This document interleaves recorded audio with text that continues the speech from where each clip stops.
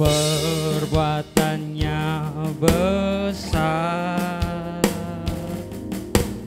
perbuatannya besar, yes. Perbuatannya besar, pujilah namanya. Perbuatanmu besar Tuhan, perbuatannya besar, yes. Perbuatannya besar, perbuatannya besar, pujilah namanya. God is so good. God is so good. God is so good. He's so good to me. God is so good.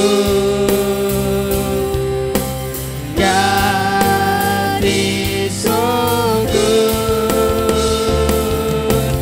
God is so good. He's so good to God is so good. Amen. God is so good. Yes, God. God is so good. He's so good to me. God is so good. God is so good. God is so good. He's so good to me. God is so good. He's so good to me. Berikan kemuliaan bagi nama Tuhan. Yes, amin. Haleluya. Oke. BPM. Oh, ya.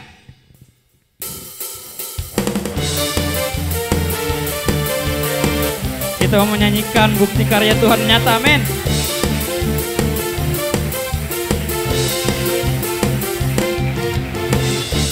Bukti karyamu nyata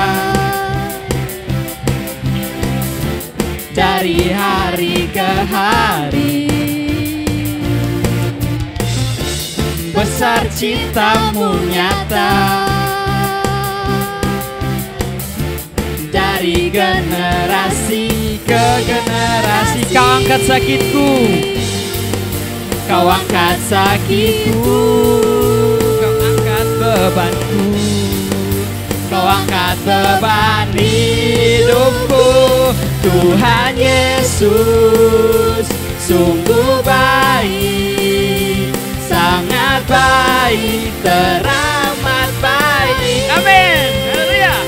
Tuhan Yesus sungguh dahsyat, sangat dahsyat, teramat dahsyat.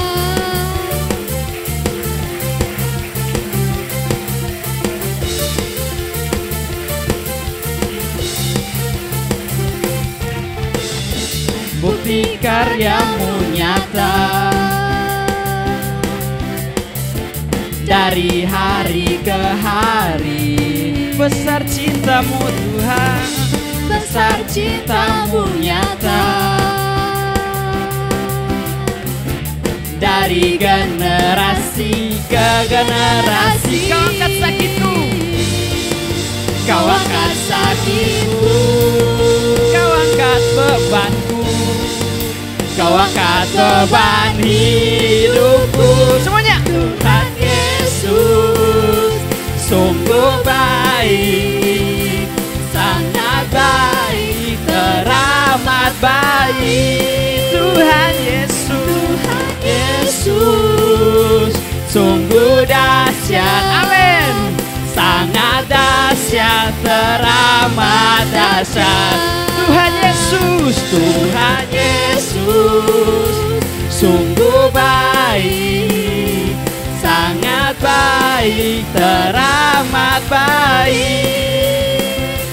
Tuhan Yesus, sungguh dahsyat, sangat dahsyat, teramat dahsyat.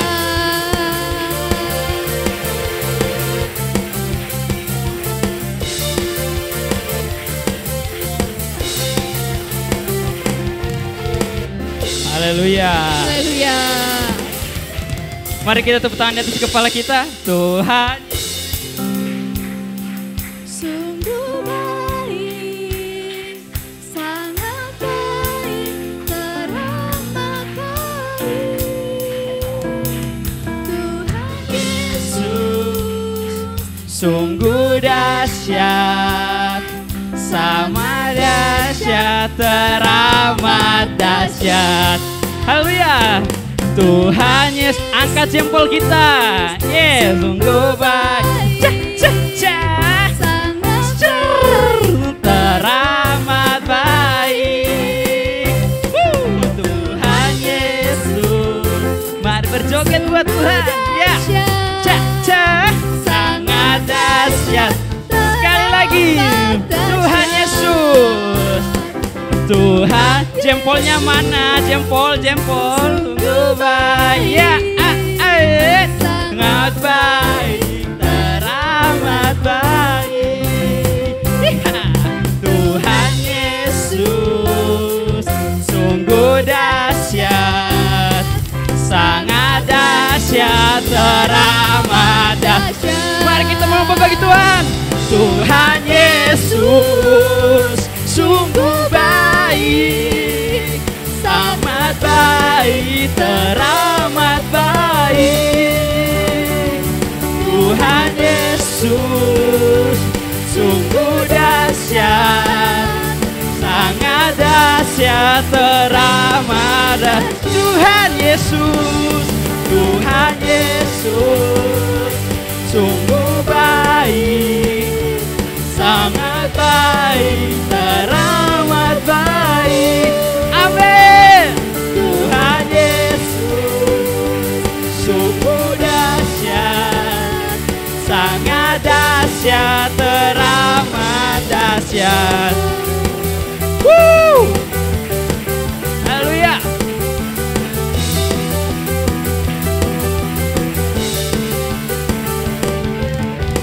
Haleluya. Haleluya. Silakan duduk saudara-saudara yang terkasih dalam Tuhan. Kini tiba saatnya kita untuk memberikan sedikit dari berkat Tuhan yang telah Tuhan berikan kepada kita. Mari kita berikan persembahan kita dengan hati yang penuh sukacita. Untuk petugas dipersilahkan untuk maju ke depan.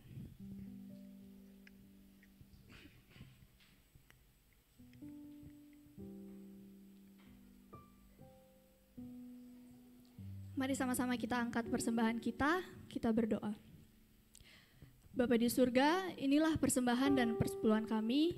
Engkau melihat Tuhan setiap tangan-tangan yang memberi. Kami percaya saat kami membawa persembahan ini, pintu surga terbuka.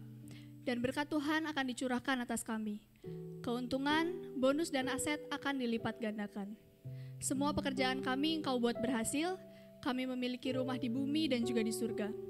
Keluarga, kesehatan, dan kerohanian kami akan diberkati. Dan kami siap memberikan yang terbaik Tuhan pada hari ini. Di dalam nama Tuhan Yesus, bersama-sama kita katakan, amin. Selamat memberi, Tuhan Yesus memberkati. Aku diberkati. Aku diberkati. Aku dilimpahi. Karena Allah sanggup untuk menyediakan. Aku diberkati, aku dilimpahi sempurna anugerah Tuhan bagiku. Kasih setiamu nyata bagiku, hikmat kebajikan tersedia bagiku. Allah sanggup lupakan segalanya, dan anugerahnya sangat besar bagiku. Aku diberkati, aku dilimpahi, karena Allah sanggup untuk menyediakan. Aku diberkati, aku dilimpahi atas sempurna anugerah Tuhan bagiku. Teman-teman, kalau pas lagu Aku Diberkati bisa bilang nama sendiri, misal Randy diberkati. Oke, bilang nama sendiri ya. Mari sama-sama kita undang untuk bangkit berdiri, kita ulang lagu ini lagi. Oke. Randy diberkati, Bella diberkati, karena Allah sanggup untuk menyediakan.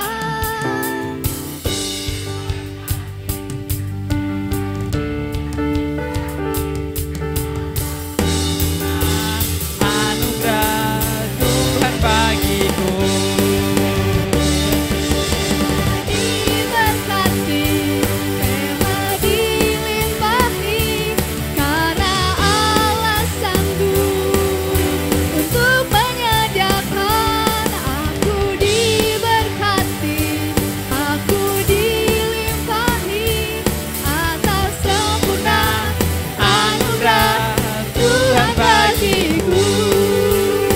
Amin.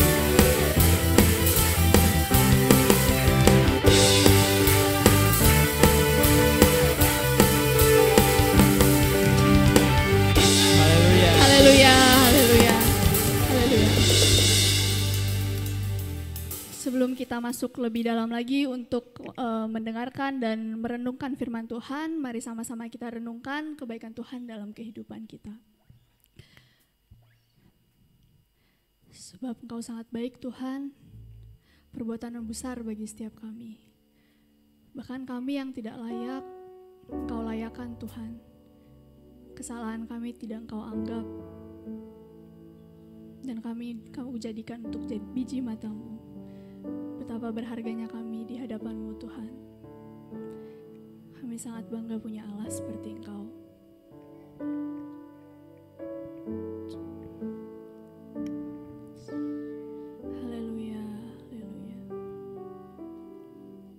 Sama-sama kita angkat pujian ini. Saat indah ku berhadapan denganmu,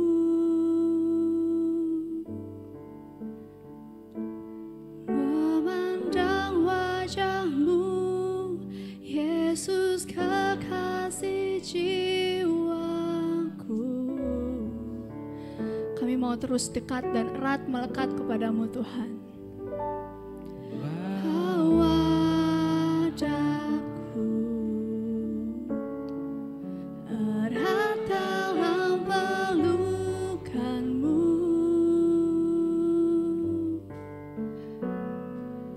menikmati kasih dan indahnya hadiratmu.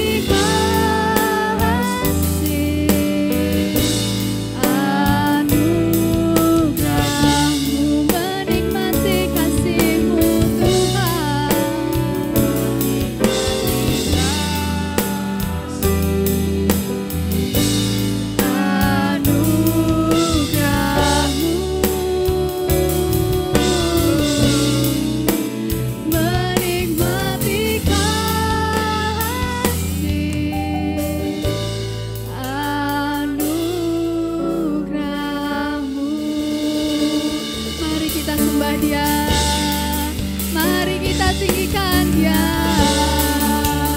sebab hanya Kau yang layak Tuhan. Kami mau terus dekat padamu. Hanya Kau yang berhak Tuhan. Hidup kami milik-Mu. Haleluya. Kau kekuatan kami Tuhan.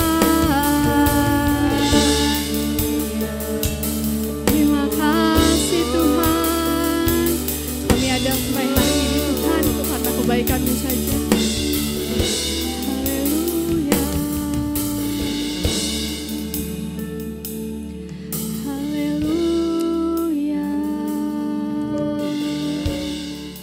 Terima kasih Tuhan. Kau begitu baik buat kami Tuhan. Kami ada sampai hari ini itu semua bukan karena kuat gagah kami. Hanya karena anugerah-Mu Tuhan kami ada sampai hari ini. Kami mau memberikan seluruh hidup kami. Biarlah hidup kami jadi kemuliaan bagi nama-Mu ya Bapa. Kami mau nyatakan bahwa kami sangat mengasihi Engkau Yesus. I love you Lord, and I lift my voice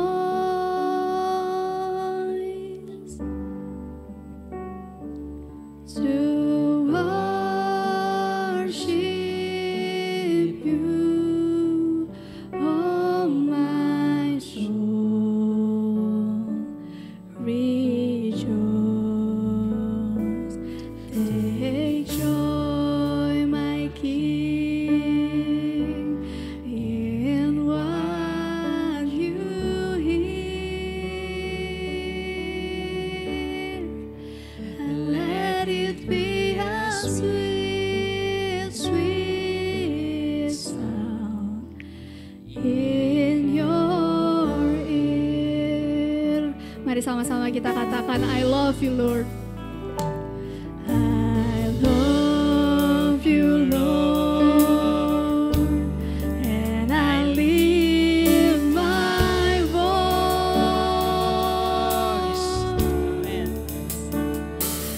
to worship you, oh my soul.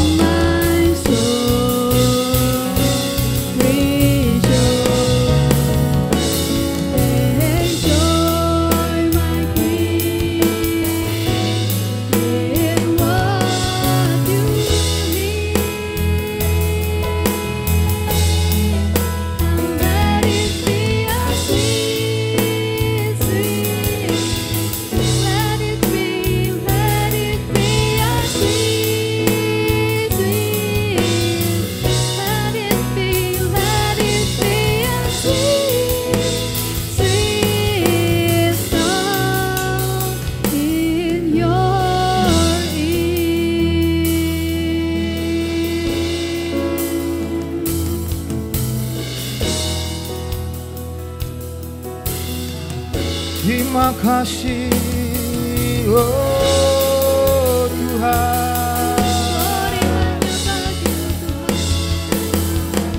Terima kasih, ku bersyukur anugerah-Mu.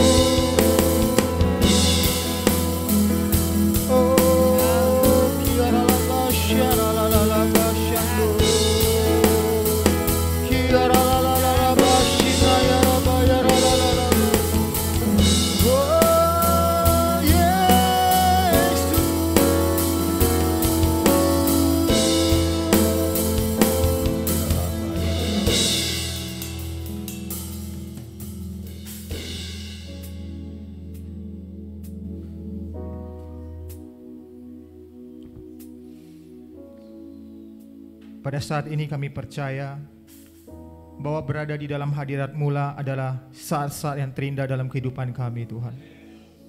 Kami bersyukur kami ada pada saat ini bukan karena kuat gagah kami, karena anugerah daripada Engkau, Tuhan. Karena Engkau terlebih dahulu mengasihi setiap kami, maka kami ada di tempat ini, Tuhan. Terima kasih buat perkara-perkara hebat yang sudah Engkau kerjakan dalam kehidupan kami, Tuhan. Bagaimana Engkau menuntun kami pada sampai hari ini, Tuhan. Semua itu karena Engkau, bukan karena kuat gagah kami, Tuhan. Maka sebab inilah kami ada pada siang hari ini, Tuhan. Kami mau mendengar Engkau berbicara kepada setiap kami, Tuhan. Terima kasih, hamba-Mu bersyukur buat kesempatan pada siang hari ini. Biarlah pengurapan-Mu turun atas kehidupan hamba-Mu. Dengan segala sesuatu yang dipersiapkan, hamba-hamba meminta perkenanan daripada-Mu. Karena tanpa perkenanan-Mu semua itu sia-sia, Tuhan. Berbicara kepada anak-anak muda di tempat ini, Tuhan akan bekerja melawat setiap anak-anak muda di tempat ini. Berikanlah kami lahan hati yang subur ketika kebenaran ini ditaburkan, sehingga kami bisa menjadi murid-murid yang memperkatakan dan memperlakukan firman-Mu di dalam kehidupan kami, Tuhan. Terima kasih setiap kita yang siap mendengarkan kebenaran firman dan menjadi pelaku kebenaran firman Tuhan. Sama-sama kita mau katakan amin. Silakan duduk saudara-saudari semuanya. Shalom. Apa kabarnya? Saya percaya luar biasa, karena dari sini terlihat semua anak-anak muda yang luar biasa. Amin.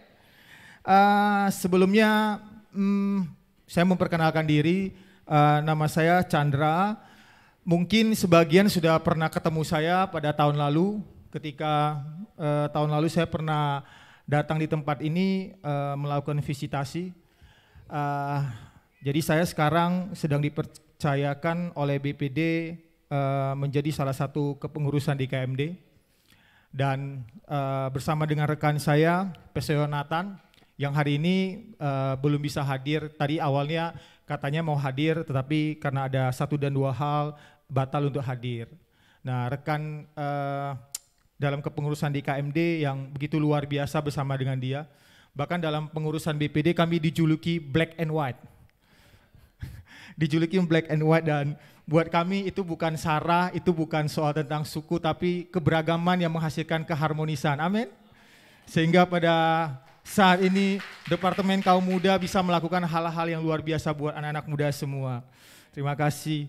Dan hari ini saya datang bersama dengan istri saya, silakan bisa banget berarti, yang selalu setia menemani saya di segala musim hidup saya, dan juga anak saya yang satu-satunya. Bukan, silakan bangkit berdiri. Ya, anak saya bernama Raven, dan kami juga datang pada hari ini bersama tim support di KMD. Ada Peter dan Huina yang selalu mensupport tim di KMD dalam segala kegiatan. Sebelumnya terima kasih buat Bapak Gembala, Pastor Jimmy, yang sudah membiarkan mimbar ini untuk saya mengambil sementara. Terima kasih buat kepercayaannya untuk saya bisa menyampaikan kebenaran firman Tuhan dan melayani anak-anak muda di tempat ini. Saya hari ini diberi tema I Choose Love, karena memang ini dalam keadaan lagi merayakan Valentine, ya, merayakan Valentines, dan puji Tuhan kita masih bisa diberikan kesempatan untuk bisa merayakan Valentine. Dan harusnya anak-anak muda yang ada di tempat ini merayakan Valentine sesuai dengan kebenaran firman Tuhan. Amin. Karena di luar sana banyak orang pada 14 Februari merayakan Valentine tidak sesuai dengan kebenaran firman Tuhan. Dan mereka merayakan sesuai dengan value yang dunia berikan kepada mereka. Dan saya percaya bahwa setiap daripada kita, anak-anak muda di tempat ini, bahwa kita punya kasih daripada Tuhan. Makanya itu daripada tema ini, I choose love. I choose love itu saya memilih kasih. Ketika kita memilih kasih dan mengaplikatifkan, menjadi sebuah kata kerja yang artinya adalah saya memilih untuk mengasihi. Amin. Saya memilih untuk mengasihi. Pertanyaannya adalah apakah kita sudah mengasihi dengan sungguh-sungguh? Pertanyaan, apakah kita sudah mengasihi sungguh-sungguh? Nah, mari kita mau lihat pada siang hari ini, kita mau belajar tentang, kita akan melihat beberapa sudut pandang yang baru melalui firman Tuhan ketika kita melihat sebenarnya mengasihi itu seperti apa sih? Mengasihi itu yang Tuhan mau dalam kehidupan kita itu sebenarnya seperti apa sih? Boleh dibantu multimedia untuk next slide-nya. Nah, saya mulai dengan sebuah kenyataan bahwa realita dalam kehidupan manusia tentu kita mengalami situasi yang beragam. Ada sukacita, ada senang, ada dikasihi, kekecewaan, disakiti atau dikhianati. Ya, kita semua sebagai manusia kita menjalani kehidupan. Tentunya kita mengalami semua kondisi yang beragam. Ada saatnya kita merasakan kondisi di mana kita bahagia, benar ya? Kita merasakan kita bahagia, kita sukacita, kita merasa kita senang, bagaimana kita merasa kita to be loved, merasa kita dikasihi. Ketika kita merasa segala sesuatunya berjalan dengan baik dalam kehidupan kita. Ketika segala sesuatu yang kita harapkan sesuai dengan rencana kita. Sesuai dengan apa yang kita mau, biasanya dalam kondisi seperti itu, kita akan bilang, everything is okay. Kita akan, apapun yang kita mau lakuin sebegitu gampang dalam kehidupan kita ketika kita mengalami hal-hal yang menyenangkan hati kita. Tetapi di satu sisi yang lain, seperti dua sisi mata uang, kita juga mengalami hal-hal yang disebut ketika segala sesuatu berjalan tidak baik. Segala sesuatu berjalan itu di luar dugaan kita. Segala sesuatu itu berjalan di luar ekspektasi kita. Hal-hal yang tak terduga. Kita disakiti, kita dikecewakan, kita mengalami hal seperti dikhianati. Adakah di sini anak-anak muda yang pernah dikhianati oleh orang-orang terdekat? Ada? Enggak ada ya? Luar biasa ya. Semua dicintai dan dikasihi. Amin. Haleluya. Nah, jadi ada orang yang merasa bagaimana dikhianati. Dan itu dilakukan oleh orang dekat, bahkan dilakukan oleh keluarga, dikecewakan oleh keluarga, disakiti oleh pacar, disakiti oleh suami atau istri sendiri. Dan hal-hal seperti itu akan terjadi bagi orang ketika kita berjalan dalam kehidupan kita. Ketika masalah itu datang, ketika kita mengalami problem seperti itu, sakitnya itu bukan cuma di sini, tapi sakitnya itu di mana-mana, benar ya? Sakitnya itu di mana-mana. Kalau ketika kita disakiti sebenarnya sakitnya itu bukan di sini, disakitnya itu di mana-mana. Kepikiran terus, ngelihat orang bernapas saja kepikiran, aduh mantan saya itu bernapas, nangis ya kan. Semua lebay lah jadinya ketika mengalami seperti itu kan. Dan biasanya itu keadaan bagi kita itu segala sesuatu mempengaruhi kehidupan kita, benar? Mau ngapa-ngapain aja susah, mau tidur aja susah, mau makan aja nggak ada nafsu ketika hal tersebut terjadi dalam kehidupan kita. Dan itu nggak bisa dipungkiri. Dan kita mau belajar pada siang hari ini bahwa ada seorang tokoh Alkitab. Ada seorang tokoh Alkitab yang kita melihat keadaannya sama seperti apa yang tadi saya jelaskan di awal. Bahwa dia mengalami keadaan bagaimana dia menjadi orang yang dikasihi tetapi dia juga dikecewakan. Mari kita lihat kisah Yusuf. Tahu siapa Yusuf? Ada yang tahu siapa Yusuf? Yusuf itu bukan penjual siomay di depan sekolah ya. Yusuf itu adalah anak ke-11 dari Israel. Yang nama dulunya adalah Yakub. Dia adalah anak ke-11 dan menjadi salah satu suku bangsa Israel. Dan dari kisah Yusuf ini kita tahu bahwa dia adalah anak yang paling dikasihi oleh ayahnya, oleh Yakub. Dan menjadi orang yang dikasihi itu bukan pilihannya dia. Dia terlahir karena dia menjadi anak yang dikasihi oleh Israel. Dia mengalami sesuatu hal yang juga dia tidak inginkan adalah dia dibenci. Dia dibenci oleh saudara-saudaranya. Dia dibenci oleh koko-kokonya. Yang harusnya koko-kokonya itu menjadi panutan. Yang harusnya koko-kokonya itu menjadi orang yang mengasihi dia. Yang harusnya koko-kokonya itu menjadi contoh, menjadi mentor bagi dia. Tetapi kenyataan hidup, realita yang dia alamin, koko-kokonya adalah orang yang menyakitin dia. Koko-kokonya adalah orang yang paling melukai hatinya. Bagaimana dia harus ketika seorang Yusuf yang begitu polos disuruh papanya, nak tolong antarkan makanan ini kepada koko-kokomu yang ada di padang gurun pada saat itu. Nah akhirnya ketika dia sampai ke sana dia tidak menemukan dan dia dengan tanpa rasa curiga apa-apa dia pergi ke sebuah tempat yang namanya Dotan di mana orang-orang yang ada di tempat padang tersebut memberitahu bahwa ada sekelompok orang yang sedang menyingkir. Akhirnya dia ke sana dan ketika dia di sana dengan baik hati dia mau memberikan makanannya itu, dia mengalami sesuatu hal yang tidak pernah dia duga. Tidak pernah dia duga adalah dia dibuang ke sumur, akhirnya dia dijual dan kita tahu akhirnya dia harus sampai ke Mesir. Harus sampai ke Mesir dan dia mengalami hal tersebut. Ada sebuah kisah lagi, ada sebuah kisah yang terjadi dan saya mencatat bahwa ini adalah kejadian yang pertama kali, kebencian pertama kali yang ada di dalam Alkitab. Tahu kisah siapa? Hampir sama, tetapi endingnya berbeda. Si korban akhirnya mati. Kalau Yusuf kan dia nggak mati. Dari kisah Yusuf nanti kita bisa belajar tentang bagaimana dia bisa mengasihi saudara-saudara. Ada sebuah kisah, dia nggak sempat, tapi dia mati. Boleh dimunculkan next slide-nya. Adalah kisah Kain dan Habel. Kisah Kain dan Habel itu adalah kisah kebencian pertama yang dicatat di dalam Alkitab setelah manusia jatuh ke dalam dosa. Benar ya? Teman-teman baca Alkitab nggak sih? Kok adalah kisah kebencian pertama yang dicatat di Alkitab. Kita tahu kisahnya bagaimana di Kejadian 4 ayat 5 sampai 8 bagaimana korban persembahannya dari Kain itu tidak diterima. Akhirnya dia hatinya panas. Ketika hatinya panas dia iri dan dia melakukan hal yang lebih daripada itu dan dia melakukan seperti Allah ketika bilang, ketika engkau tidak berbuat baik, dosa sudah mengintip.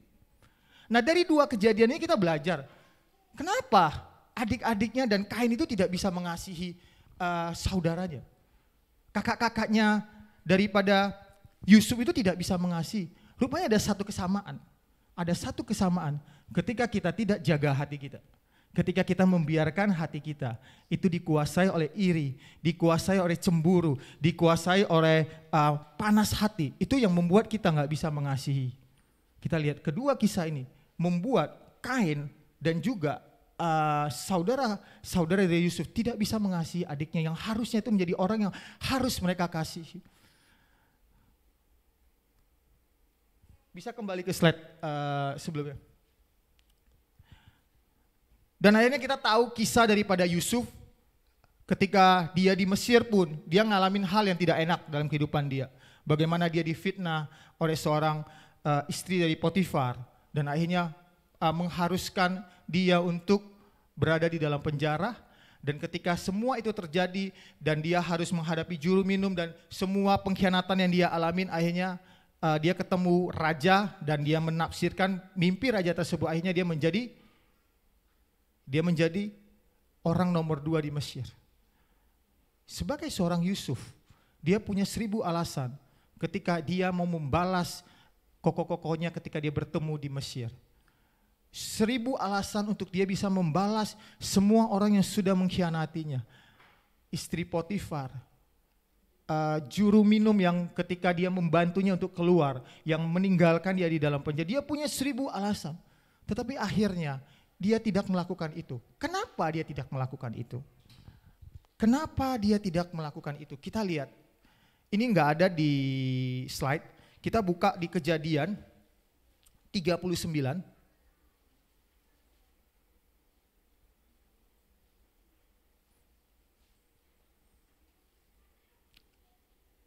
ayat 21, 39, Kejadian 39 ayat 21. Tetapi Tuhan menyertai Yusuf dan melimpahkan kasih setianya kepadanya dan membuat Yusuf kesayangan bagi kepala penjara itu. Salah satu kunci bahwa Yusuf tidak membalas semua perlakuan yang dia terima adalah dia menerima kelimpahan kasih daripada Allah yang merupakan sumber kasih tersebut. Yang merupakan sumber kasih tersebut. Karena Yusuf itu dekat dengan Allah. Yusuf itu dekat, ada roh Allah menyertai kita, tahu bagaimana dia begitu berhikmat. Dan itu semua itu dimulai daripada kedekatan dia dengan Allah. Dan saya mau katakan, kabar baik buat kita semua. Kabar baik buat kita semua adalah kasih Allah yang sama itu juga ada pada kita semua. Amin. Kasih Allah yang sama itu juga ada pada kita semua. Boleh dibantu untuk next slide-nya? Yang saya katakan bahwa adalah kasih Allah itu sebenarnya kasih yang seperti apa sih? Kita lihat bahwa ada empat jenis daripada kasih. Yang pertama itu adalah, saya dari bawah ya, dari bawah itu adalah kasih eros. Ini kasih yang sering banget kita sebagai manusia, anak-anak muda mempergunakan kasih ini. Kasih eros ini adalah kasih yang tertarik kepada sesuatu karena hal itu dianggap baik atau bermanfaat. Misalnya kasih seksual atau kasih akan cita-cita yang tinggi. Jadi ada sesuatu yang ingin dicapai, ada sesuatu yang menghasilkan timbal balik daripada kita melakukan kasih tersebut. Itu adalah kasih agape. Naik ke atasnya itu adalah kasih filia. Yaitu kasih yang dilakukan di dalam persahabatan, kasih di antara teman-teman. Naik lagi ke atas itu adalah kasih yang lebih tinggi di mana kasih storge. Ini biasa adalah kasih mama kepada anaknya. Kasih storge, ini kasih yang udah lebih tinggi daripada kedua kasih di bawah tersebut. Yang terakhir ini adalah, inilah yang saya bilang bahwa ada sebuah kasih yang ada dalam kehidupan Yusuf dan ada di dalam kehidupan kita. Yang namanya adalah kasih agape, yang berarti cinta yang tidak mementingkan diri sendiri atau cinta tanpa batas dan tanpa syarat. Kasih yang bersumber dari Allah dan diberikan kepada manusia. Teman-teman yang pada siang hari ini hadir, percaya gak kalian ada orang yang dikasihi Tuhan? Percaya? Pertanyaan, sudahkah engkau mengasihi dengan sungguh-sungguh? Kita begitu fasih, kita bilang kita orang dikasihi Tuhan. Ada kasih Tuhan dalam kehidupan kita, tapi kita sering gagal di dalam mengasihi sesama, benar ya? Pertanyaannya seperti itu. Kita lihat bahwa bagaimana untuk kita bisa sungguh-sungguh benar-benar mengasihi. Sungguh-sungguh benar-benar kasih agape yang kita terima itu bisa kita salurkan, kita bisa alirkan kepada orang-orang yang sudah Tuhan taruh di sekitar kita. Bahkan musuh kita. Yesus pernah bilang, ya, kasihilah musuhmu. Kasihilah musuhmu. Pasti ada orang bilang, Pastor, gak mungkin saya bisa mengasihi musuh saya. Saya bilang, ya, saya setuju, nggak mungkin dengan kemampuan kita bisa mengasihi musuh kita. Tetapi ketika kasih agape itu ada dalam kehidupan kita, kita mampu mengasihi musuh kita. Amin. Kita nggak mampu dengan kemampuan kita, emang nggak mampu. Tetapi ketika kasih agape tersebut ada dan kita merasa setiap hari kita dikasihi Tuhan, maka kita bisa mengasihi orang, bahkan musuh kita sendiri. Amin ya. Kita lihat bagaimana kita bisa mengasihi itu. 1 Yohanes 4 ayat 19. Bisa next slide. 1 Yohanes 4 ayat ke-19. Kita mengasihi karena Allah sudah terlebih dahulu mengasihi kita.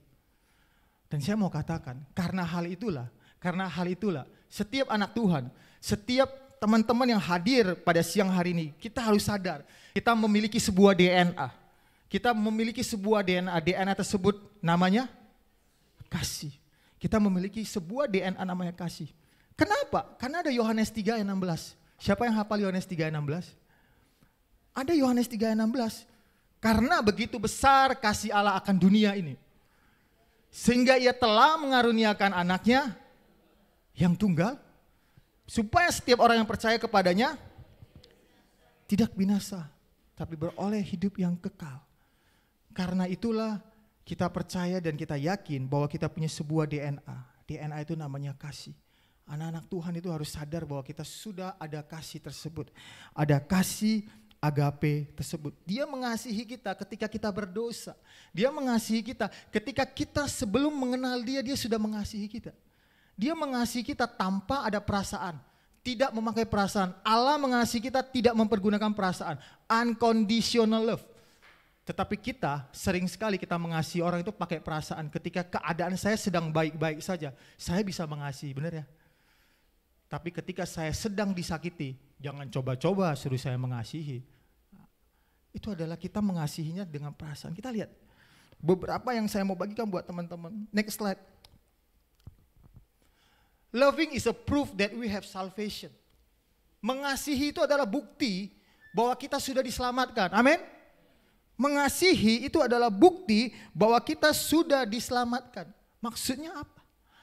Ini berbeda dengan bahwa kita mengasihi untuk diselamatkan ya. Kita bukan mengasihi untuk diselamatkan, kita mengasihi karena kita sudah diselamatkan. Loving is a proof that we have salvation. 1 Yohanes 3 ayat 14 berkata bahwa kita tahu bahwa kita sudah berpindah dari dalam maut ke dalam hidup, yaitu karena kita mengasihi saudara kita. Barang siapa tidak mengasihi, ia tetap di dalam maut. Barang siapa tidak mengasihi, ia tetap di dalam maut. Maksudnya di dalam maut itu apa? Keterpisahan dengan Allah. Maut itu bukan hanya mati secara fisik, tetapi keterpisahan dengan Allah. Ketika kita belum bisa mengasihi, seperti kita lihat bagaimana kisah daripada Kain, ketika dia masih menyimpan iri hati cemburu tersebut, akarnya itu dia nggak bisa mengasihi, dan akhirnya apa? Dia melakukan dosa yang lebih besar, benar ya? Dia membunuh Habel, dia melakukan dosa yang lebih besar.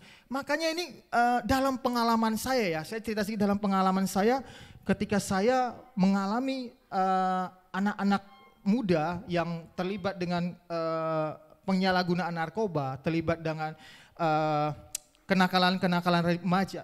Banyak ditemukan bagaimana mereka jatuh bangun di dalam dosa mereka. Bagaimana mereka terpuruk di dalam dosa mereka. Dan ketika kami konseling, ketika kami bertanya dengan mereka, masalahnya cuma satu. Masalahnya itu mereka tidak pernah merasa dikasihi. Dan mereka selalu punya celah yang dipakai sehingga mengikat mereka. Mereka tidak pernah merasa dikasihi. Mereka merasa adalah orang yang selalu disakiti. Ketika kita lihat bagaimana mereka dikecewakan oleh keluarga, bagaimana mereka memiliki akar pahit, kebencian, sehingga mereka tidak mengasihi, dan itu membuat ada sebuah celah yang terbuka yang selalu membuat mereka itu jatuh ke dalam dosa.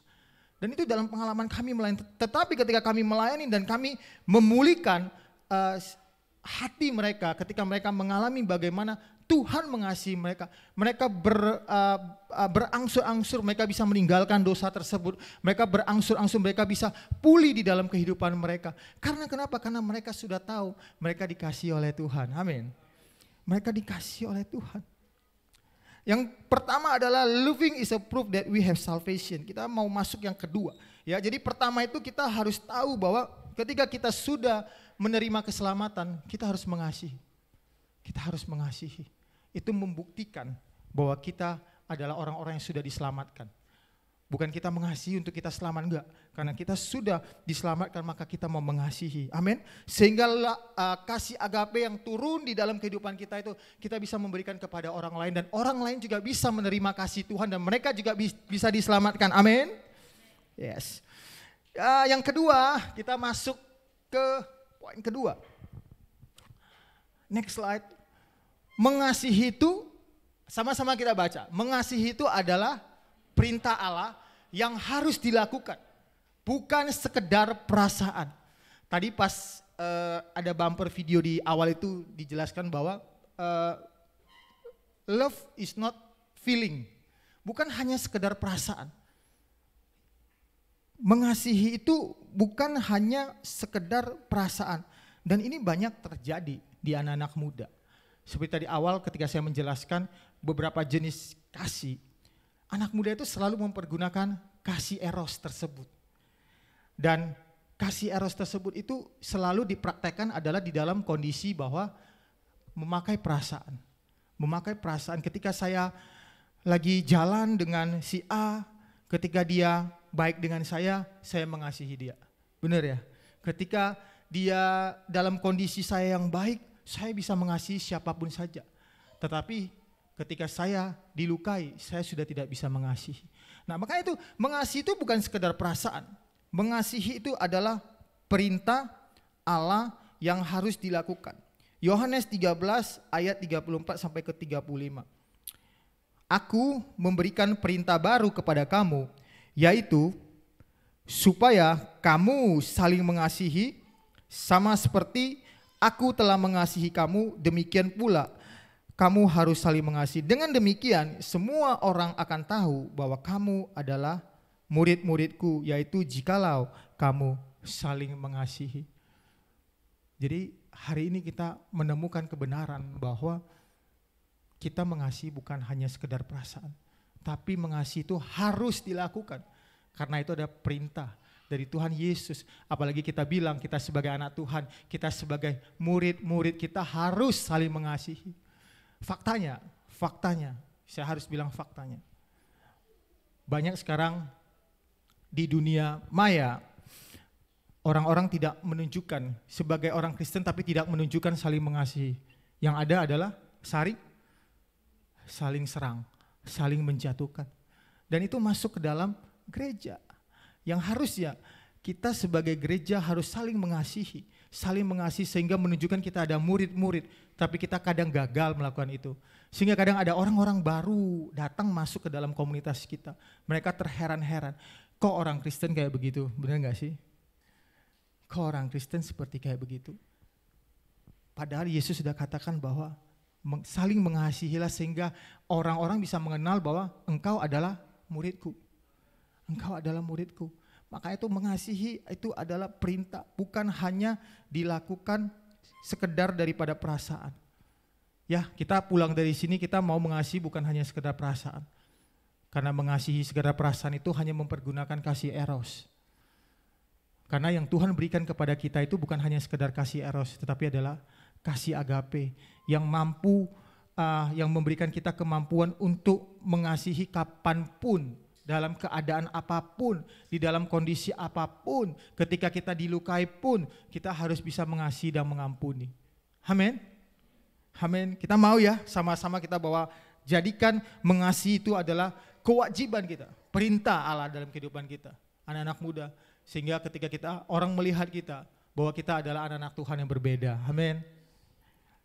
Yes. Berikutnya adalah bahwa mengasihi merupakan bukti kita mengenal Allah dan mengasihi Allah. Amin. Mengasihi merupakan bukti bahwa kita mengenal Allah dan mengasihi Allah. Kenapa saya bilang bahwa bukti?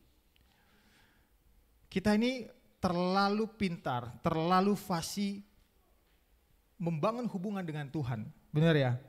Kalau kita ngomongin soal tentang hubungan kita vertikal ke atas, udahlah di gereja itu kita udah seperti orang yang paling dekat dengan Tuhan. Amin. Kita udah menjadi orang yang paling dekat dengan Tuhan. Kita bisa nyembah Tuhan sampai semua gaya kita bisa keluarin. Tapi ketika kita berbicara tentang hubungan kita horizontal dengan sesama kita, kita seringkali gagal. Tapi Tuhan bilang apa? Tuhan bilang bahwa, yaitu Yohanes 4 ayat 20 sampai 21. Jikalau seseorang berkata, aku mengasihi Allah dan ia membenci saudaranya, maka ia adalah pendusta. Karena barang siapa tidak mengasihi saudaranya yang dilihatnya, tidak mungkin mengasihi Allah yang tidak dilihatnya. Dan perintah ini kita terima dari Dia. Barang siapa mengasihi Allah, ia harus juga mengasihi saudara-saudaranya. Jadi mengasihi Allah, mengasihi Tuhan dengan mengasihi saudara-saudara kita, itu harus berjalan bersamaan. Tapi yang sering terjadi dalam kehidupan kita adalah kita begitu luar biasa dalam hubungan kita ke atas, mengasihi Tuhan. Mengasihi Tuhan sampai kita jalannya aja udah terbang gitu ya. Tapi ketika kita bilang kita ketemu orang yang menyakiti kita, atau kita melihat sesuatu hal yang terjadi dalam gereja yang tidak sesuai dengan kita udah gak bisa mengasihi. Kita udah tidak bisa mengasihi. Makanya ketika kita bilang, ketika teman-teman selalu mendeklar bahwa aku mengasihimu Tuhan. Mari cek dirimu, apa kamu juga mengasihi sesamamu? Karena itu harus berjalan bersamaan, tidak bisa hanya berjalan saya mengasihi Tuhan, tetapi saya tidak mengasihi. Karena hukum terutama dan hukum kedua adalah apa? Ada yang hafal? Kasih Tuhan Allahmu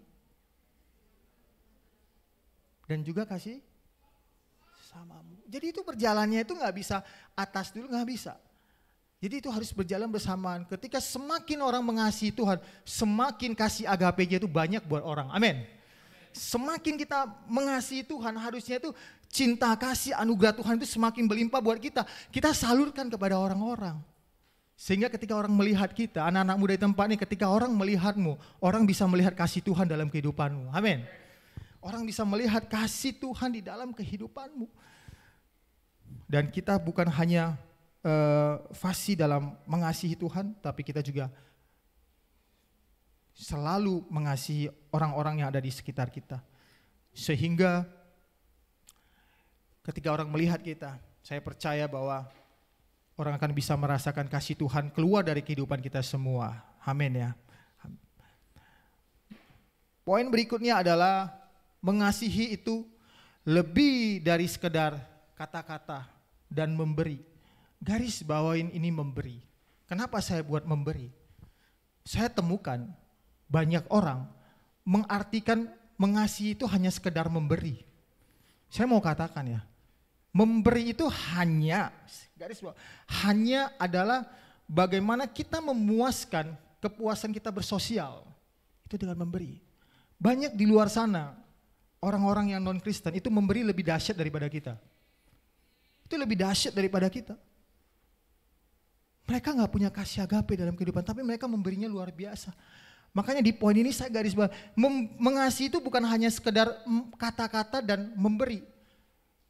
Maksudnya kata-kata itu udah kita gak bisa hanya sekedar ngomong aku mengasihimu. No, tidak bisa. Tetapi ada tindakan nyata.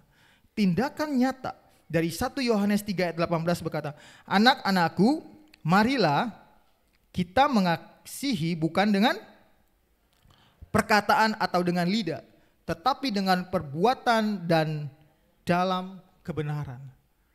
Perbuatan dan dalam kebenaran seperti apa sih yang ada, yang Tuhan sudah tunjukkan kepada kita? Jelas banget bahwa kita sering baca 1 Korintus, kasih itu ada, bisa ditampilkan. Kita lihat satu persatu, kita mau cek dalam diri kita. Perbuatan-perbuatan apa sih yang kita bilang mengasihi yang sudah ada dalam kehidupan kita? Kita lihat, kita baca ya. Dari 1 Korintus 13 ayat 3. Dan sekalipun aku membagi-bagikan segala sesuatu yang ada padaku, bahkan menyerahkan tubuhku untuk dibakar, tetapi jika aku tidak mempunyai kasih, sedikit pun tidak ada faedahnya bagiku. 1 Korintus 13 ayat 3 ini jelas, kasih itu bukan hanya memberi. Kasih itu bukan hanya memberi. Bahkan di sini bilang, lu kalau beri semua dirimu, tetapi kamu tidak punya kasih, tidak ada faedahnya. Jadi bukan hanya sekedar memberi, tapi melalui perbuatan-perbuatan apa? Kasih itu sabar, kasih itu murah hati. Ia tidak cemburu, ia tidak membanggakan diri dan tidak sombong. Di poin inilah koko-kokonya Yusuf dan Kain tidak memiliki itu. Dia tidak memiliki itu. Mereka tidak sabar, mereka tidak bisa murah hati, mereka cemburu, mereka membanggakan diri dan mereka merasa mereka jadi koko yang sudah lebih tua daripada adik si Yusuf dan mereka menganiaya Yusuf. Karena mereka tidak punya kasih. Kalau pada titik itu koko-kokonya daripada Yusuf dan Kain memiliki kasih ini, tidak mungkin akan terjadi pembuangan ke sumur, tidak akan mungkin karena tidak memiliki ini. Karena mereka cemburu dengan bagaimana seorang Yusuf dikasihi. Saya mau katakan, pastikan hidupmu anak-anak muda di tempat ini, Apakah kamu masih menyimpan cemburu? Apakah engkau masih tidak murah hati? Apakah engkau masih memegahkan dirimu? Apakah engkau masih sombong? Cek dirimu. Itu yang menjadi penghalang engkau tidak bisa mengasihi dengan sesungguhnya. Itu yang menjadi penghalang. Next adalah ia tidak melakukan yang tidak sopan dan tidak mencari keuntungan diri sendiri. Ia tidak pemarah dan ia tidak menyimpan kesalahan orang lain. Buat anak-anak muda yang sedang pacaran, tolong dengar ini, dijaga. Yang cewek, ketika sesuatu hal dilakukan yang tidak sopan, yang tidak baik, pastikan berarti dia bukan pasangan yang tepat buatmu. Karena dia bukan sedang melakukan kasih agape buat kamu, tapi dia sedang melakukan sesuatu hal, dia mengambil sesuatu darimu. Pastikan dia bukan pasangan yang terbaik buatmu. Tinggalkan dia sekarang. Yang buat laki-laki, yang cowok, ingat, jangan jadi orang yang menyebarkan toxic relationship. Toxic relationship itu ada dua. Satu, jelas kita tahu, menjalin hubungan yang pada akhirnya menyeret-nyeret ke dosa. Ya, tentu itu adalah toxic relationship. Ada kedua toxic relationship. Bagaimana ketika menjalin hubungan, kita sebagai laki-laki mementingkan diri kita sendiri. Sehingga ketika kita menjalani hubungan, semua tindakan kita membuat pasangan kita itu nggak bisa berkembang. Itu adalah toxic relationship. Harus ya, ini karena anak muda ya, saya share dikit. Kunci ketika kita mau menjalin hubungan itu simple. Saya selalu ajarin ke anak saya, entah itu hubungan pertemanan, entah itu hubungan pacaran, simple. Ketika engkau berjalan dengan seseorang dan ketika dalam perjalanan kamu itu selalu membawa kamu jauh daripada Tuhan, hentikan hubungan tersebut karena itu adalah hubungan yang bukan Tuhan kehendaki. Itu gampang sekali. Kita sebenarnya bisa menakar ya, bahwa saya jalan sama si cowok si A ini selalu nyerempet ke dosa nih. Selalu nyerempet ke dosa. Hentikan, karena itu bukan yang Tuhan kehendaki dalam kehidupan kita. Ya, kita tidak kehendaki. Jadi ia tidak melakukan yang tidak sopan. Pastikanlah anak-anak muda di tempat ini, ketika engkau membangun hubungan pertemanan, membangun hubungan dengan siapapun itu, hal-hal yang kau lakukan adalah hal yang sopan yang membangun orang tersebut. Amin. Dan tidak mencari keuntungan, dan engkau tidak menjadi orang yang pendendam, menyimpan kesalahan orang lain. Seberapa banyak anak-anak muda yang memiliki sifat pendendam yang membuat dia tidak bisa bertumbuh. Salah satu membuat anak-anak muda tidak bisa maksimal dalam Tuhan adalah mempunyai pendendam, sifat pendendam, mempunyai akar pahit, tidak bisa mengampuni orang lain, tidak bisa mengasihi, mengampuni keluarganya, mengampuni mungkin orang tuanya yang hilang daripada figur tersebut, dan akhirnya dia pendam bertahun-tahun, dan akhirnya itu tidak bisa membuat dia menjadi maksimal di dalam mengikut Tuhan. Ia tidak bersuka cita karena ketidakadilan, tetapi karena kebenaran. Semua kita di tempat ini bersukacitalah karena kebenaran, amin. Bersukacitalah karena kebenaran. Jangan menari di atas penderitaan orang lain. Jangan tertawa di atas kesedihan orang lain. Itu adalah kasih. Kasih itu bukan hanya simpati ya. Teman-teman tahu perbedaan simpati dan empati? Simpati itu sekedar, oh ya saya aduh kasihan ya, itu simpati. Tetapi empati itu adalah ketika kita melihat ketidakbenaran, ketidakadilan, kita merasakan bahwa oh, ini gak benar nih, ini gak benar. Bukan malah kita tepuk tangan, yes, si A lagi jatuh dalam dosa.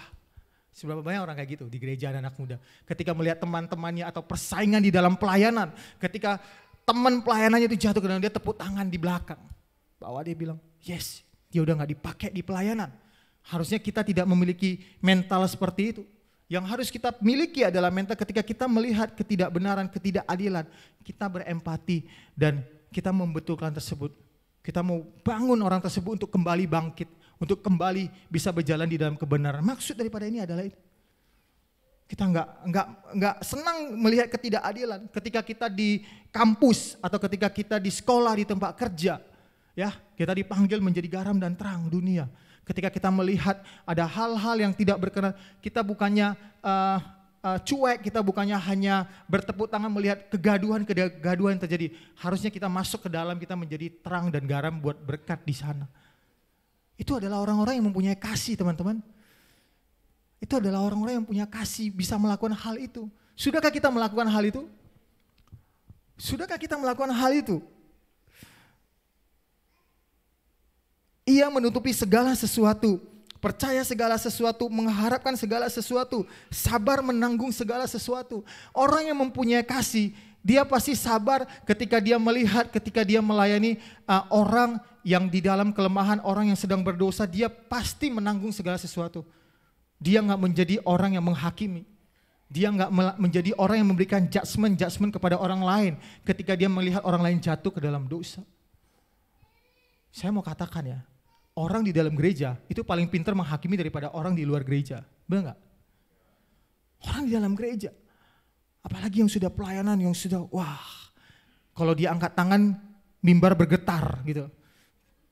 Bergetar, tapi ketika melihat orang yang jatuh ke dalam dosa, tidak punya hati untuk melayani orang tersebut, malah dia memberikan penghakiman demi penghakiman, sehingga orang tersebut merasa dia tidak bisa mendapatkan kasih keluar dari gereja. Banyak itu terjadi dalam gereja. Orang yang punya kasih, dia menutupi segala sesuatu. Ini maksudnya menutupi segala sesuatu itu bukan menjadi orang pembiaran ya. Berbeda ya, bukan menjadi kita orang yang akhirnya kita jadi orang pembiaran yang orang kita ya udahlah, nggak apa-apa lah. No, bukan seperti itu. Tetapi engkau menanggung, engkau berjalan bersama dengan dia, membantu dia untuk bisa keluar dari permasalahannya, membantu dia keluar dari kelemahan dia, menanggung dengan sabar bersama dengan dia. Itu. Jadi kita bukan nanti jangan bilang pulang sama Pak Gembala, oh ya tadi khotbahnya bilang kita harus menutupi segala sesuatu. Ya udahlah, teman berdosa biarin aja jalan. Enggak seperti itu. Jadi kita harus menjadi orang kalau mempunyai kasih, kita percaya kepada orang yang kita sedang layani, kita mengharapkan segala sesuatu, mengharapkan dia bisa berubah, dan kita sabar menunggu dia untuk bisa berubah. Amin. Dan yang terakhir adalah kasih tidak berkesudahan. Kasih tidak berkesudahan, sifat dari kasih itu sampai di titik penghabisan kehidupan kita pun, ketika kita sudah memiliki kasih itu tidak akan hilang dalam kehidupan kita. Amin. Makanya itu yang kita kejar dalam kehidupan kita adalah kasih yang kita kejar dalam kehidupan kita.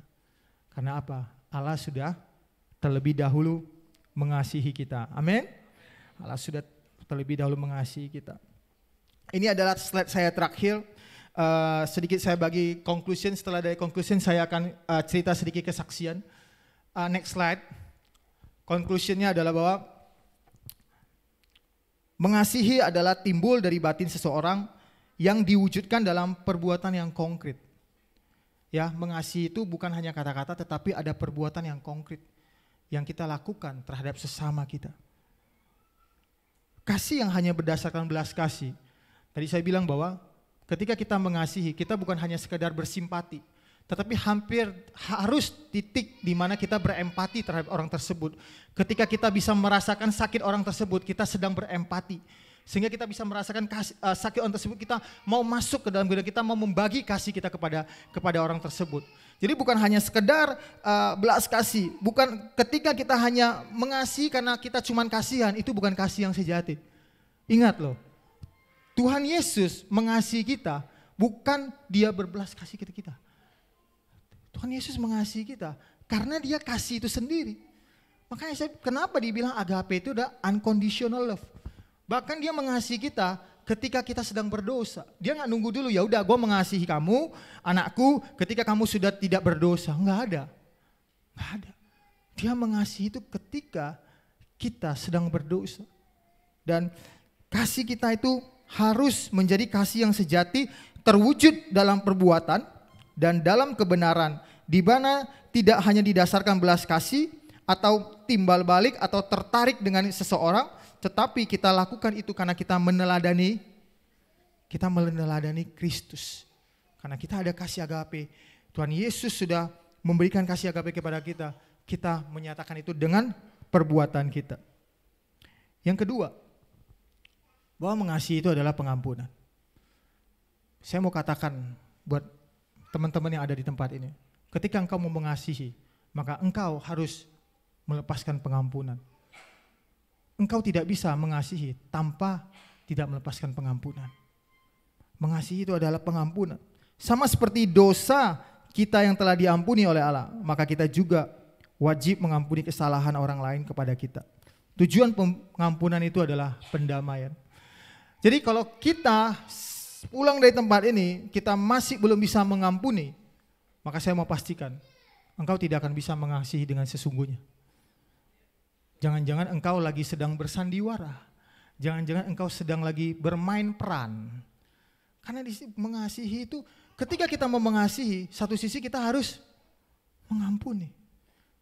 Tidak bisa kita bilang kita mengasihi tanpa kita memberikan pengampunan kepada orang lain. Saya mau cerita tentang kehidupan saya. Saya bukan lahir dari keluarga seorang hamba Tuhan. Saya bukan lahir daripada keluarga yang memang sudah mengenal kebenaran. Jadi saya lahir daripada keluarga yang membesarkan saya tanpa kebenaran. Dan karena itulah saya tidak mengenal yang namanya kebenaran dan tidak mengenal yang namanya Tuhan Yesus pada saat itu. Di dalam perjalanan hidup saya, di mana orang tua saya membesarkan saya dengan segala upaya mereka. Orang tua saya membesarkan saya dengan kebenaran-kebenaran mereka. Dan itu banyak menimbulkan luka di dalam kehidupan saya, menimbulkan kekecewaan di dalam kehidupan saya, dan akhirnya itu menjadikan saya adalah seorang anak yang tumbuh besar terlibat di dalam kenakalan remaja, terlibat di dalam penyalahgunaan narkoba selama 17 tahun, dan itu membuat saya itu begitu susah untuk lepas di dalam kehidupan kekelaman saya. Dan berjalan dalam 17 tahun itu, saya kecewa kepada papa saya, yang di dalam perjalanan hidup saya dia pernah memasukkan saya ke dalam rumah sakit jiwa. Papa saya yang pernah tangkap saya dan memenjarakan saya, dan saya mengalami itu. Kekecewaan demi kekecewaan yang saya alami dalam kehidupan saya. Sampai di satu titik, saya merasa saya orang yang paling tidak dikasihi, dan ketika saya berada di dunia ini, saya adalah orang yang tunggu untuk dibinasakan. Saya sampai di titik saya mempunyai kepercayaan seperti itu. Karena hal itulah membuat saya itu tidak bisa pernah bertobat, tidak bisa saya mengenal kebenaran, karena saya punya pemikiran seperti itu, bahwa saya ini adalah orang, ya udah, saya jalani kehidupan saya dan saya pasti akan dibinasakan. Nah, oleh karena itulah ketika saya menjalani kehidupan seperti itu, istri saya, anak saya juga mengalami kekecewaan, juga mengalami sakit hati yang selalu saya lukai mereka, karena saya orang yang terluka. Karena saya adalah orang yang mengalami begitu banyak kekecewaan, dan saya melakukan hal-hal tersebut kepada setiap daripada mereka. Dan puji Tuhan, di suatu momen ketika saya mengalami lawatan Tuhan di dalam kehidupan saya, dan itu adalah titik bagaimana Tuhan memulihkan kehidupan saya. Ketika saya menghadiri sebuah ibadah di tempat gerejanya almarhum Bapak Pendeta Iwan Siahaan yang di Kebun Jeruk ya, saya sudah lebih kurang 10 tahun lah saya nggak ke gereja, dan pada saat itu saya datang ke gereja dan saya teringat dengan pujian yang sedang dinyanyikan adalah Bapa sentuh hatiku. Dan ketika itu dinaikkan, sebuah pertanyaan yang muncul di dalam hati saya. Sebuah pertanyaan yang muncul di dalam hati saya, dan pertanyaan itu adalah pertanyaan yang semua orang yang saya kenal sudah pernah tanya kepada saya. Orang tua saya, istri saya, anak saya, teman-teman dekat saya, saudara saya selalu bertanya, emang hidup yang seperti ini yang mau kamu jalanin? Nah, pada momen-momen ketika mereka bertanya kepada saya selalu jawab, udahlah, tidak perlu urusan saya akan menjalani kehidupan saya. Selalu saya selalu menjawab seperti itu. Tetapi di momen pada hari Minggu tersebut, ketika pertanyaan itu muncul di dalam hati saya itu begitu hancur. hati saya itu begitu hancur dan saya menyadari ada seseorang, ada sosok yang begitu mengasihi saya dan bertanya saya tentang pertanyaan itu. Dan di mana di saat itulah bagaimana turning point saya dan saya merasa bahwa ada kasih Tuhan yang mengasihi saya.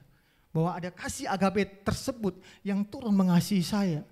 Dan saat itu saya berkata bahwa Tuhan, aku mau berbalik, aku mau bertobat.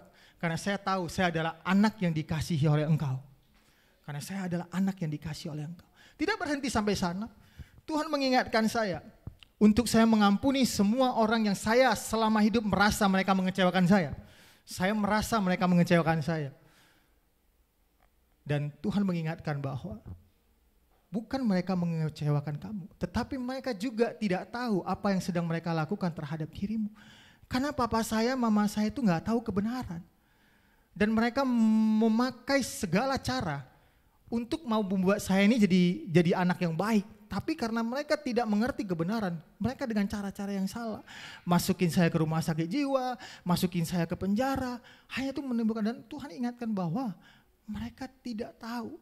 Yang mereka lakukan itu sebenarnya adalah mengasihi engkau.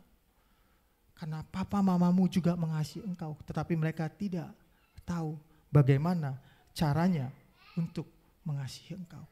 Dan melakukan itu. Dan akhirnya saya ngalamin yang namanya rekonsiliasi bersama dengan keluarga saya, bersama dengan istri saya, bersama dengan papa saya. Dan ketika saya mengalami itu, semua dosa-dosa yang mengikat saya itu lepas. Amin.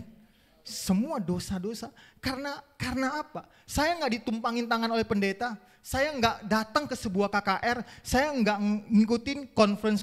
Saya nggak ngikutin pertemuan kaum muda yang pembicara-pembicara hebat, enggak. Ketika saya merasakan kasih Tuhan, yang dimana itu adalah kasih agape, menjamah saya, saat itu saya meninggalkan semua dosa-dosa saya. Di akhir ketika saya menyiapkan khotbah ini, saya boleh undang pemusik bisa maju ke depan. Di akhir saya ketika menyelesaikan khotbah ini, Tuhan menitipkan mengingatkan saya yang tadi saya katakan bahwa tentang bagaimana satu hal bahwa seringkali yang terjadi dalam kehidupan kita. Ketika kita mengalami hal yang tidak enak, ketika kita mengalami hal yang menyakiti kita, itu seringkali merupakan ketidaktahuan orang tersebut. Ketidaktahuan mereka dipakai oleh iblis untuk menebar kebencian di dalam kehidupan kita. Mereka dipakai oleh iblis untuk menebarkan luka, untuk menebarkan sakit hati, kekecewaan. Mereka tidak mengerti. Sebuah pertanyaan saya buat anak muda di tempat ini. Maukah saat ini yang hadir kita menyadari bahwa semua luka, semua kekecewaan, semua pengkhianatan yang ada dalam hidup kita, semua sesuai dalam kehidupan kita, maukah itu berhenti di dalam kehidupan kita saat ini? Mau itu berhenti? Sehingga kita bukan menjadi pribadi yang dipakai oleh iblis untuk menabur kebencian, luka kepada orang-orang lain berikutnya. Ketika saya bilang tadi bahwa mengasihi adalah melepaskan pengampunan. Saya tidak tahu apa yang sedang teman-teman rasakan pada saat ini ketika kebenaran firman Tuhan ini disampaikan. Tapi saya percaya bahwa Tuhan akan memulihkan kehidupan kita semuanya. Amin. Mari saya undang kita bangkit berdiri.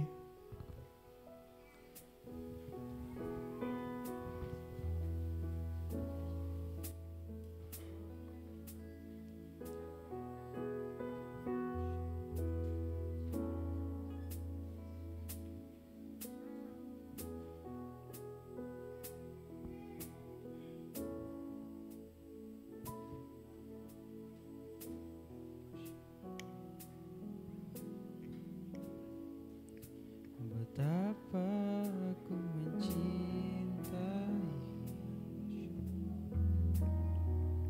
segala yang terjadi, tak pernah sendiri, jalan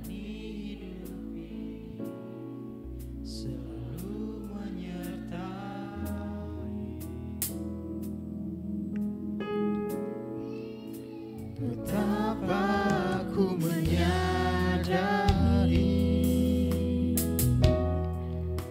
di dalam hidupku ini Kau selalu memberi rancangan terbaik oleh karena kasih.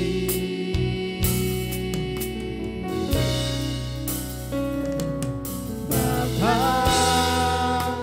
sentuh hatiku, ubah hidupku menjadi yang baru, bagai emas yang murni. Kau membentuk bejana hatiku. Bapa, ajarku mengerti sebuah kasih yang selalu memberi, bagai air mengalir yang tiada pernah berhenti.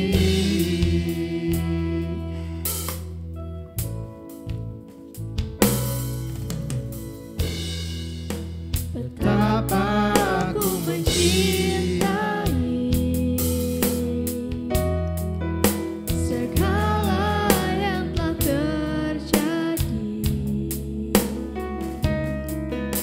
Tak pernah sendiri jalani hidup ini, selalu menyertai.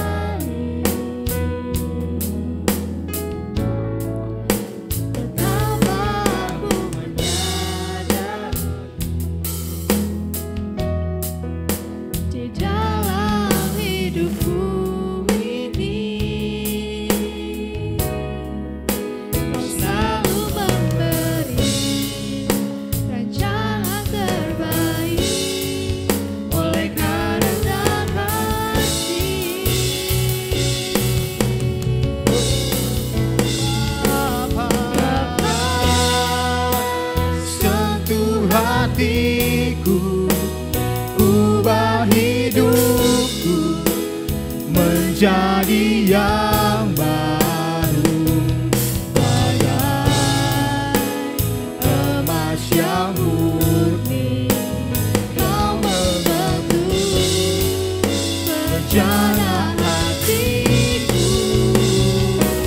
Bapa, ajarku mengerti sebuah kasih yang selalu memberi, bagai air mengalir yang tiada pernah berhenti.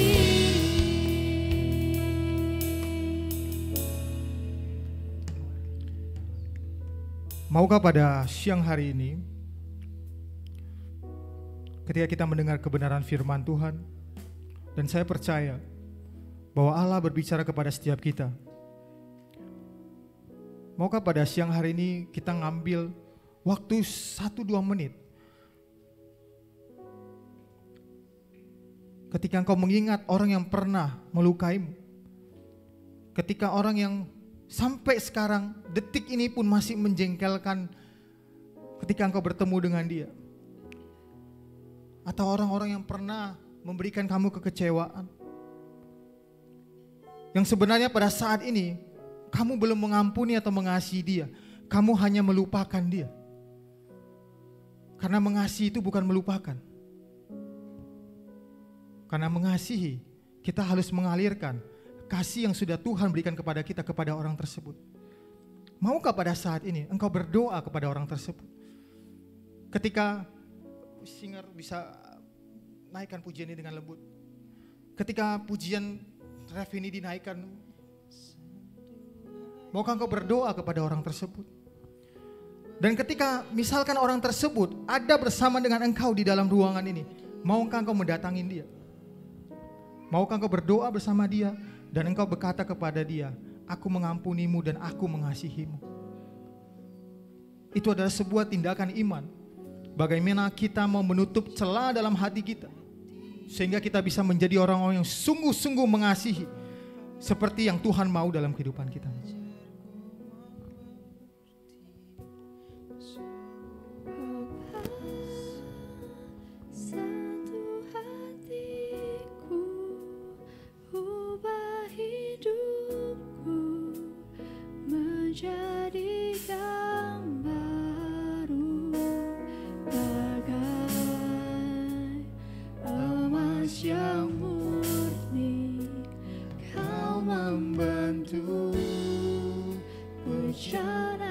Biar pada saat ini Tuhan,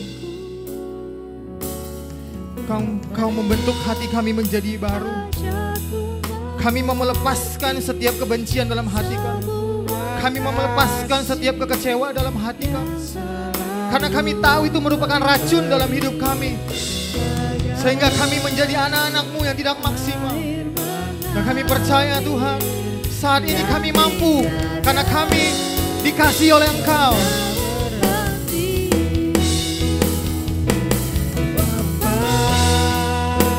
Sentuh hatiku, ubah hidupku menjadi yang baru, bagai emas yang murni. Kau membentuk rencana hatiku. Bapa, ajarku mengerti sebuah kasih yang selalu memberi, bagai air mengalir yang tiada, bagai air mengalir.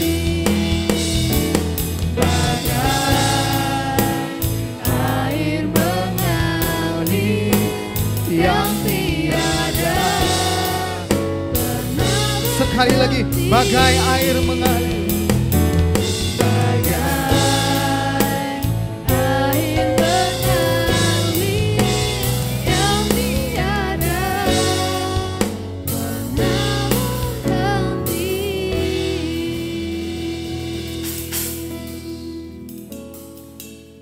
Kami menyadari karena kasih-Mu lah Tuhan yang memampukan setiap kami untuk menyalurkan kasih kepada orang-orang yang ada Tuhan. Bukan karena kekuatan kami Tuhan. Karena kami tahu ketika menggunakan kekuatan kami tidak mampu. Oleh sebab itulah kami perlu kasih agape daripada Tuhan yang terus memenuhi setiap kami Tuhan. Hamba-Mu selesai bicara di dalam pemberitaan firman ini. Tetapi saya percaya, hamba percaya bahwa kasih-Mu tidak berhenti mengalir bagi setiap anak muda di tempat ini Tuhan.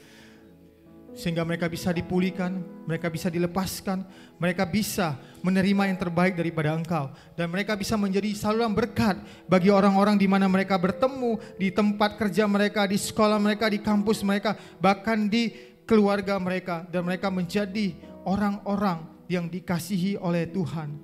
Terima kasih Tuhan buat kesempatan ini Tuhan, hamba berdoa biar berkat-Mu tercurah bagi setiap kami Tuhan. Di dalam nama Tuhan Yesus, setiap kita yang percaya dan kita yang percaya kita dikasihi Tuhan, sama-sama kita mau katakan amin.